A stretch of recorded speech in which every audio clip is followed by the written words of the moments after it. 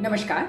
जैसा कि हमने देखा कि 1453 में जब ऑटोमन टर्क्स ने कॉन्स्टेंटिनोपल पर अपना अधिकार कर लिया और पूर्वी देशों के साथ यूरोप के व्यापार पर रोक लगा दी, तो ऐसी स्थिति में कमर्शियल मोटिव ने यूरोप के साहसी लोगों को प्रेरित किया और उन्होंने नए सामुद्रिक मार्ग की खोज के लिए और नए ट्रेड रूट का पता लगाने के लिए लंबी लंबी सामुद्रिक यात्राएं की और उन्हें सहयोग दिया स्पेन और पुर्तगाल के राजाओं ने।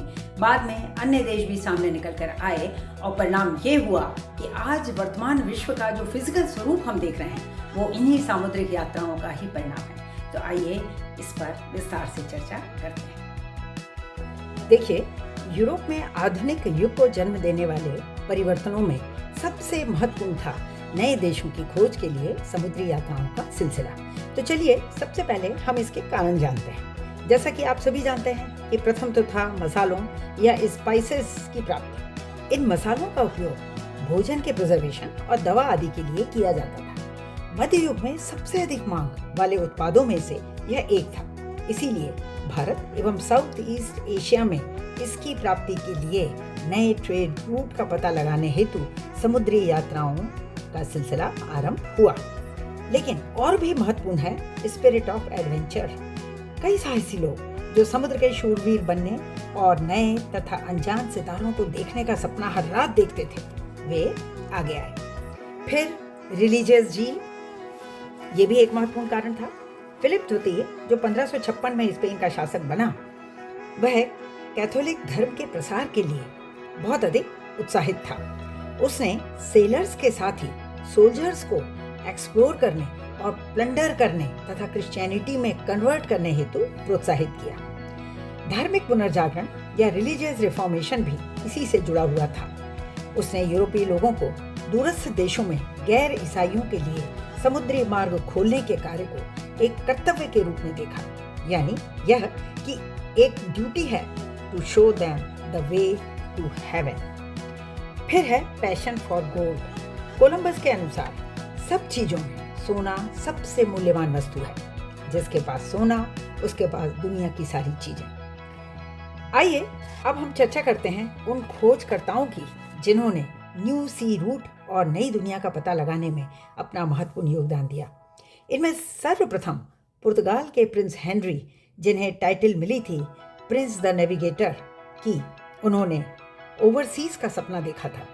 अब तक नेविगेटर यूज करते थे क्रॉस स्टाफ और एस्ट्रोलैब का, जो शिप्स को फिक्स करते थे और सन और स्टार की पोजीशन को देखकर। इसके अतिरिक्त वे मैग्नेटिक कंपास का भी यूज करते थे, जो कि हमेशा रिलायबल नहीं था।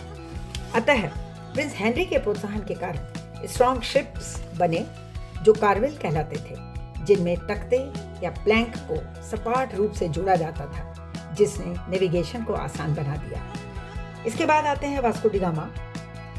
चर्च में प्रार्थना में रात बिताने के बाद वह 1497 में 4 छोटे जहाजों, 160 आदमियों और मौत की सजा पाए 12 लोगों के साथ लिस्बन से रवाना हुआ। उसके साथी नाविकों को हर दिन लगता था कि वे नरक के द्वार पर पहुंच जाएंगे और देखेंगे कि भयानक समुद्र एक नमकीन उबलते पानी के विशाल क्षेत्रों में बदल जाएगा। प्रसिद्ध एस्ट्रोनॉमर टालमी के समय इस सिद्धांत को स्वीकार कर लिया गया था कि पृथ्वी गोल है और उसके एक छोर से दूसरे छोर को पहुंचा जा सकता है। अब तक यह ज्ञात नहीं था कि अफ्रीका के चारों ओर समुद्र से यात्रा की जा सकती है। बार्थोलोमेओ डियास पुर्तगाल के ही पहले व्यक्ति थे जिन्होंने उत्तम आशा अंतरिक्ष तक पहुंचकर यह बता दिया कि यहाँ से पृथ्वी का चक्कर लगाया जा सकता है। तो केप ऑफ गुड होप होते हुए वास्को डी गामा नेटाल यानी आज के डरबन पहुंचे, क्रिसमस मनाया और इसे उसने टेरा नटालिस नाम दिया, यानी क्रिसमस का देश। इसके बाद मोजाम्बिक होते हुए जंजीबार तक और वहां 20 मई 1498 को एक गुजराती अब्दुल माजिद की हेल्प से वह कालीकट पहुंचा, जहां जिमोरिन ने गर्म जोशी के साथ उसका स्वागत किया। वास्को डी गामा का जहाज मसालों और रुपयों से लदा हुआ एक पुनः कठिन वापसी यात्रा के बाद 1499 में लिस्बन पहुंचा और यह बहुत महत्वपूर्ण है कि उसे अपने माल पर 60 गुना का लाभ हुआ था। इस तरह हमारे भारतवर्ष को सी रूट के थ्रू जिसने सबसे पहले डिस्कवर किया वे ना तो इंग्लिश थे, ना डच, ना फ्रेंच, बल्कि पोर्तुगीज थे। इसके बाद नाम आता है कोलंबस का। वह एक साहसी नाविक था। स्पेनिश राजा रानी फर्डिनेंड और इजाबेला ने कोलंबस को किसी भी भूमि की वाइस रॉयल्टी प्रदान की जिसे वह खोज सकता था।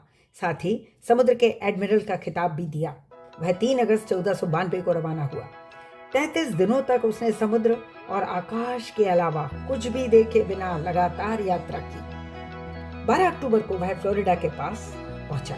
उसने ईश्वर को धन्यवाद दिया और उसने सोचा कि वह भारत में है, इसीलिए इन द्वीपों का नाम इंडीज रखा गया। इस युग की सबसे अधिक आश्चर्यजनक खोज कोलंबस और अमेरिगो वेस्पुसी ने ही की, जिनके नाम पर महाद्वीप अमेरिका कहलाता है। अमेरिगो वेस्पुसी 1497 के पश्चात रवाना हुआ। एक जर्मन मानचित्र निर्माता ने उसी के नाम पर अमेरिका का नामकरण कर उसे अमर कर दिया, परंतु कोलंबस मृत्यु पर्यंत तक अपनी महान खोज से अनभिज्ञ रहा। पोर्तुगीज कैप्टन फर्डिनेंड मैगलन वह साउथ अमेरिका से पैसिफिक ओशन को क्रॉस कर फिलीपीन पहुंचा, जहां लोकल लोगों के साथ फाइट में वह मारा गया। उसके साथ गए 5 शिप्स में से केवल एक ही शिप स्पेन की वापस आ सकी। वह पहली शिप थी जिसने दुनिया का चक्कर लगाया था। इंग्लैंड के ड्रैक 1577 में पूरे विश्व का चक्कर लगाया और ड्रैक के नाम पर एक पैसेज या पॉइंट का नाम है जहां हवाएं 100 किलोमीटर प्रति घंटे की रफ्तार से तेज और समुद्री लहरें 50 फीट ऊंची चलती हैं। हालांकि ड्रेक एक्सीलेंट मैरिनर थे, पर उन्हें भी संभलने में बहुत मुश्किल होती थी। इंग्लैंड के ही जॉन कैबट पश्चिमी कनाडा पहुंचे और फ्रांस के कार्टियर ने कनाडा में सेंट लॉरेंस नदी की खोज की। इसके बाद the lost treasures of Mexico and Peru in wonders of the past से ज्ञात होता है कि मैक्सिको पर कार्टेज ने 1519 से 21 तक और पिज़ारो ने 1531 से 32 में पेरू पर अधिकार किया।